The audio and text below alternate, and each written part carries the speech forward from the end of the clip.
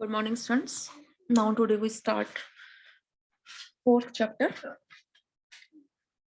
First theorem is Taylor's theorem for a function of n variables. Taylor's theorem आप already UG में पढ़ चुके हो for 1, 2 और more variables के लिए. यहाँ हम n variables के लिए study कर रहे हैं.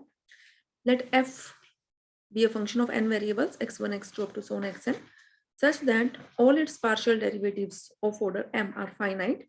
कि m order के partial derivatives इसके finite है and continuous for all points x1, x2 up to so on xn in the domain. अब हमने ये डोमेन कंसीडर की है कि जो ये x1, x2, xn जो पॉइंट्स हैं वो किस इंटरवल में बिलोंग कर रहे हैं. x1 बिलोंग कर रहा है a1 to a1 plus h1, x2 belong कर रहा है a2 to a2 plus h2 up to so on xn point an to an plus hn.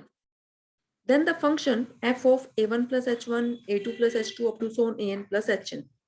Now this is equal to, यहाँ टेलर्स थ्योरम की statement चल रही है और आपको पता है ये तो इंक्रीमेंट्स हो गए ना h1, h2 up to so on hn. तो आप क्या लिखते हो फंक्शन की value at initial point means a1, a2 up to so on an plus first order derivative plus second order derivative by 2 factorial plus third order derivative by 3 factorial and so on, है ना.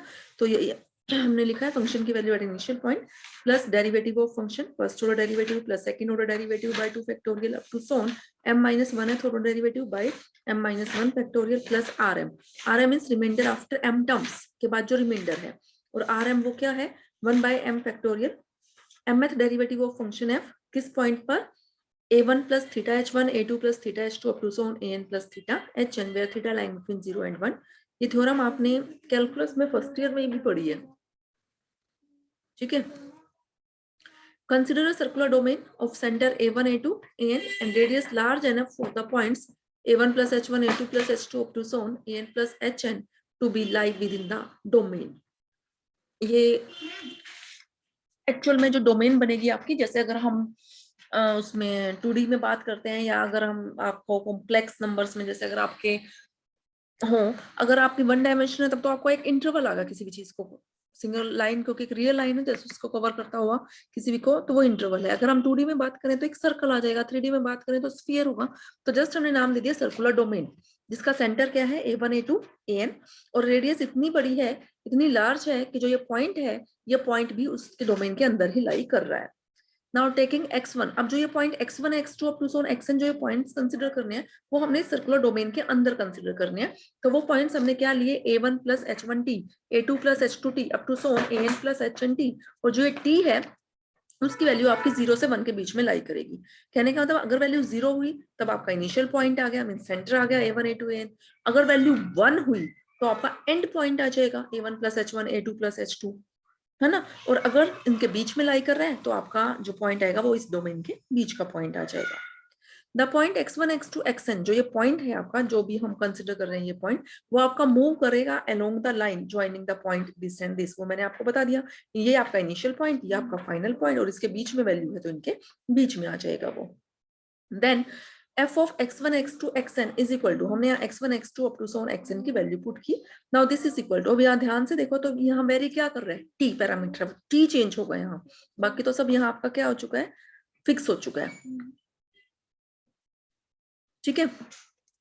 क्योंकि t आपका 0 से 1 के बीच में लाई कर रहा है, t पे ही तो डिपेंडेंस है ना सारी, तो इसका मतलब जो ये फंक्शन है वो किसका फंक्शन है, t का फंक्शन है. अब जो ये फंक्शन f जो ये n वेरिएबल्स का फंक्शन था उसको हम कह रहे हैं कि ये t का फंक्शन है. तो अब हम अब t सिंगल वेरिएबल का फंक्शन है तो टोटल डेरिवेटिव की हम बात करेंगे phi dash t.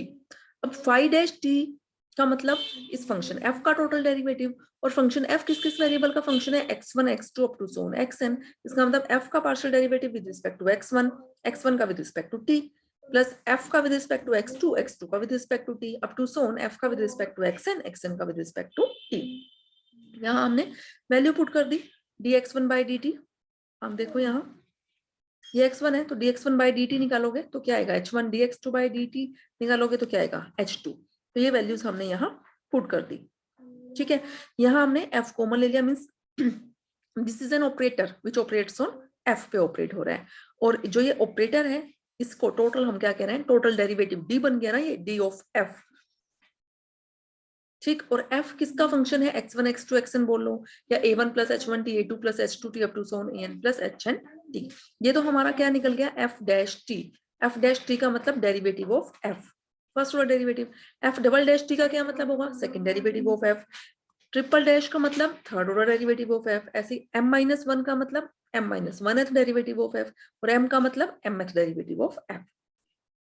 Since function f and its partial derivatives of order m are given to be continuous in the given domain, ये हमें given है स्टेटमेंट में, तो इट मीन्स हमें क्या पता चला कि F T phi of T जो है वो single valued single variable function है, such that phi of T and its उसके m डेरिवेटिव्स भी क्या होंगे, कॉन्टिन्यूस होंगे। अगर ये फंक्शन f और इसके पार्शियल डेरिवेटिव्स कॉन्टिन्यूस हैं तो ये फंक्शन फाई और इसके m डेरिवेटिव्स भी क्या होंगे, कॉन्टिन्यूस होंगे। ठीक है, सो बाय मैक्लॉरेंस थ्योरम। अब मैक्लॉरेंस थ्योरम भी आपने पढ़ी हुई है।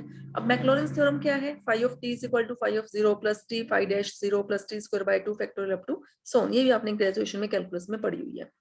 अब वो क्या कह रहे हैं, now put T is equal to 1। अब इस मैक्लॉरेंस थ्योरम में हमने टी को क्या पुट कर दिया, 1 पुट कर दिया, तो आपके पास ये रिजल्ट आ गया। ठीक हो, जैसे ही हमने 1 पुट किया।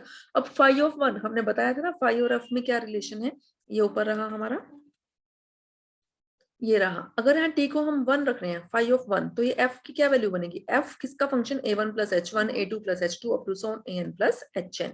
वही वैल्यू हमने यहाँ पुट करनी है, ये पुट कर दिया हमने यहाँ। Now this is equal to, अगर हम टी को 0 पुट करते हैं, टी को 0 अगर हम ऊपर पुट करेंगे तो आपका एफ किसका फंक्शन हो जाएगा, a1 a2 up to so an plus first order derivative plus 1/2 factorial second order derivative and so on. Just हमने वैल्यू पुट कर दी और यही हमारी टेलर्स थ्योरम आ गई। क्लियर है। नेक्स्ट क्वेश्चन है, expand this function in powers of x minus 1 and y plus 2। ये तो सिंपल जस्ट एक ही क्वेश्चन है, ये वही आपका कैलकुलस से फर्स्ट ईयर से ही उठाया हुआ है, और इस टाइप के आप कई क्वेश्चंस और भी ट्राई कर सकते हो। ठीक है, आप ये क्वेश्चन खुद ट्राई करोगे। उसके बाद नेक्स्ट क्वेश्चन है, if function f(x,y) is defined as under root mod xy, then prove that Taylor's expansion about the point xx is not valid in any domain which include origin। कि अगर tailors expansion हम इस पे लगाएं किस point के about, x point के about, means अब यहाँ हम टेलर्स थ्योरम 2 वेरिएबल में बात कर रहे हैं। ऊपर जो हमने थ्योरम पढ़ी थी वो तो n वेरिएबल्स का फंक्शन था, यहाँ सिर्फ 2 वेरिएबल्स का फंक्शन है। तो हमें क्या दिखाना है, वो वैलिड नहीं है किस डोमेन में, जो ओरिजिन को इंक्लूड कर रही है। और ये जो फंक्शन था, फंक्शन f, ये हमने अभी ऑलरेडी पढ़ा भी था लास्ट लेक्चर में, कि ये फंक्शन के हमने इसके पार्शियल डेरिवेटिव्स निकाले थे, है ना, अभी सब कुछ पीछे। चलो यहाँ पर भी जरूरत पड़ेगी हमें। Now Taylor's expansion about the point x for m is equal to 1 is f x plus h is equal to, लगाई हमने Taylor's theorem, f x plus h कर लिया x प्लस h कर लिया f कर ली y, और f आपका ये यहाँ m इक्वल टू 1 हमने कंसिडर किया है। ये जो आपका ऊपर जो अभी हमने थ्योरम की है, ये रहा, ये जो भी हमने थ्योरम की थी, इस थ्योरम में यहाँ R M means reminder after M terms हमने लिया। यहाँ अब हमने उस एम को 1 कंसिडर कर लिया है। अब अगर हम एम को 1 कंसिडर करेंगे तो हमारे पास 2 ही टर्म्स आएंगे ना, फंक्शन और उसका फर्स्ट ऑर्डर डेरिवेटिव्स। ठीक है, तो एम को 1 कंसिडर करके हमने यहाँ काम किया है। तो ये हमने टेलर्स थ्योरम जो है वो अप्लाई कर दी। वैल्यू पुट की हमने यहाँ, एफ ऑफ एक्स को एक्स प्लस एच से रिप्लेस करोगे, वाई भी आपका एक्स प्लस एच ही होगा। तो कि हमने इस पॉइंट एक्स पॉइंट के अबाउट बात करनी है, तो एक्स पॉइंट में अगर हम इंक्रीमेंट एच लेते हैं एक्स में, तो एक्स प्लस एच पॉइंट बना ना आपका। तो जस्ट हमने ये वैल्यू पुट कर दी, वैल्यू पुट करके हमारे पास ये इक्वेशन बना गई।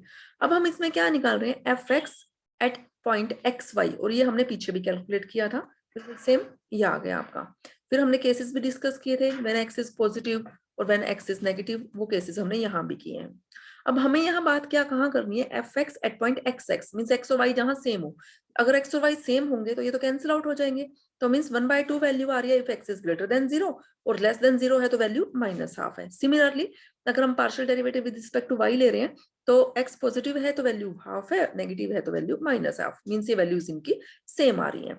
नाउ पुटिंग दीज वैल्यूज, ये वैल्यूज हमने इक्वेशन 1 में पुट की, तो हमारे पास इक्वेशन आ गई mod x plus h is equal to mod x plus h when x plus theta h greater than 0। अगर लेस देन 0 है तो बीच में माइनस साइन आ गया, और 0 है तो हमारे पास क्या आ गया, mod x। अब हम क्या कह रहे हैं कि if the domain contains origin, अगर डोमेन ओरिजिन को कंटेन करेगी तो इसका मतलब x और x प्लस h जो है they must have opposite sign. फिर तो x और x प्लस h का साइन जो है वो अपोजिट साइन होना चाहिए, है ना, क्योंकि बीच में x और x प्लस h, बीच में यहाँ पे ओरिजिन है, देखो ये मैंने दिखा रखा है, ये ओरिजिन है। अगर ये ओरिजिन है यहाँ, तो x इसके इस तरफ आ रहा है, x प्लस एच इसके इस तरफ आएगा, मीन्स उनके साइन क्या हो गए, अपोजिट साइन हो गए उनके।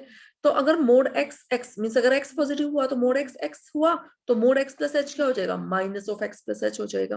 और अगर x नेगेटिव हुआ तो x प्लस एच आपका पॉजिटिव हो जाएगा। तो इन कंडीशंस के under none of the equalities hold, कोई भी इक्वालिटी होल्ड नहीं कर रही है, मीन्स यहां से आप पुट करके देखो वो वैल्यूज सेटिस्फाई नहीं कर रहा है। तो इसका मतलब क्या हुआ, जो हमने एक्सपेंशन लगाई है about the point X x के अबाउट, वो वैलिड नहीं है। किस डोमेन में, domain which containing x x point which contains origin. ठीक है, बाकी हम नेक्स्ट लेक्चर में करेंगे।